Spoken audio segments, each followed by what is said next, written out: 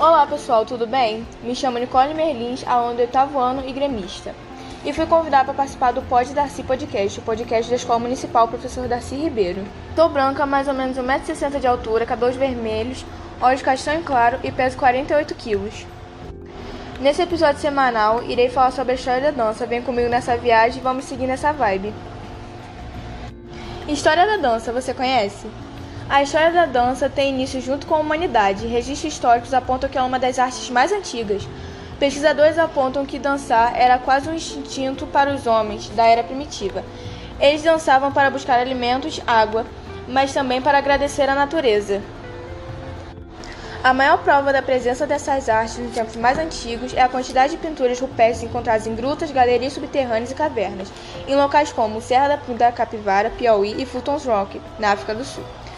Muitos desenhos representavam as pessoas dançando em rodas, vestidas com pés de animais e até mesmo imitando o movimento e postura deles. Mas com o passar do tempo, as danças foram evoluindo, assumindo cada vez mais o papel de representação artística e até mesmo entretenimento, além da era primitiva. A história da dança ocidental também pode se dividir nos seguintes períodos. Danças milenares. Em 5.000 a.C., os egípcios já realizavam as danças, mas com o propósito de homenagear os deuses. Foi apenas por volta do século V a.C. que essa arte começou a se mesclar no teatro grego. Já na Idade Média, a dança passou por um período difícil, onde foi considerada pecado e até proibida. Justamente com o teatro, apenas a partir do século XV, durante o período renascentista, que a arte passou a ganhar novos movimentos. Por volta do século XVII, que o rei Luís XIV, também conhecido como Rei Sol, foi o grande responsável por fazer dos bailes as principais atrações, bailes em Versalhes. Mais do que apresentações artísticas na dança, contavam histórias e eram verdadeiros atos políticos. Enquanto países como Itália, Inglaterra e Escócia seriam conhecidos por suas guerras, a França se tornaria o reduto das artes e o requinte da moda. O balé passou a ganhar muita força, sendo marcado por nomes como Filippo Taglioni, Fanny Isler e Carlotta Grisi, marcaram o período. Aqui também, o balé russo se tornou uma referência em técnicas. Dança moderna. A era moderna é conhecida por separar não apenas a técnica clássica da nova, como também por modificar o pensamento que norteia a arte. Pode-se dizer que 3 dançarinos marcaram o início desse período: Louis Fuller, Isadora Duncan e Hudson Dennis. Fuller marcou presença trazendo mais das artes cênicas para a dança. Duncan ficou mundialmente conhecida por dar uma nova roupagem ao balé russo, e Dennis foi quem passou a fortalecer cada vez mais a ideia da dança como religião. Foi a partir dessa época que os primeiros balés russos começaram a surgir. Foi então que o balé começou a tomar rumo de incluir movimentos super difíceis que apenas os bailarinos mais treinados poderiam executar. Dança neoclássica. Pode-se dizer que a dança neoclássica começou a tomar forma entre a década de 20 e 30. Um dos nomes mais importantes desse período foi o coreógrafo russo George Balanchine. Isso porque foi ele que resolveu sintetizar a dança clássica e a moderna, criando assim a neoclássica. Foi ele que surgiu com a ideia de dança pela dança, ou seja, sem representações dramáticas. Dança contemporânea. A dança contemporânea deu seus primeiros passos entre os anos 40 e 60, quando alguns coreógrafos passaram a questionar o modo de se fazer dança. O grupo Judson Dance Theater passou a basear a essência dessa arte nas mudanças do clima social e político. Além disso, a partir da década de 70 começou a acontecer um grande intercâmbio de dançarinos. Já nos anos 80, a arte foi marcada pelo surgimento de técnicas mais vigorosas, rápidas e até mesmo violentas, que refletiram diretamente as imagens da mídia. E dali por diante, a dança passou a se transformar cada vez com mais rapidez. Hip Hop. Mais que um gênero musical, o hip hop é uma cultura popular, surgida nas comunidades de origem africana, caribenha e latina, localizadas no subúrbio de Nova York, em meados da década de 70. Em um contexto de excessiva violência urbana e alta criminalidade, os jovens tinham apenas as ruas como forma de possível lazer.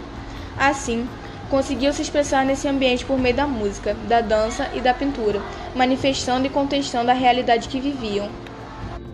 Neste cenário, em 1973, um DJ de 18 anos conhecido como DJ Pulse Rack, Clive Campbell, tocou na festa de aniversário da sua irmã, Cindy, utilizando apenas uns trechos instrumentais de várias músicas.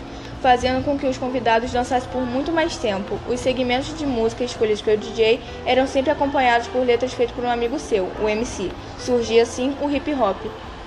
O sonho de muitos bailarinos brasileiros é trabalhar numa grande companhia de dança, e para isso, acredito que só é possível em companhias internacionais, como Bolshoi ou Real Ballet. Porém, alguns dos bailarinos em formação acabam se esquecendo que, no mundo da dança, existem diversas companhias brasileiras, que também são internacionalmente conhecidas, por isso, listamos 5 companhias de dança do Brasil para você conhecer. Balé do Teatro Municipal do Rio de Janeiro.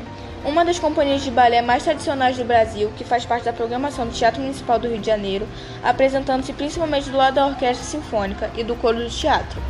Sua história começou em 1927, quando a bailarina Maria Lavoie propôs a criar a primeira escola de dança do país, a Escola de Danças Clássicas do Teatro Municipal.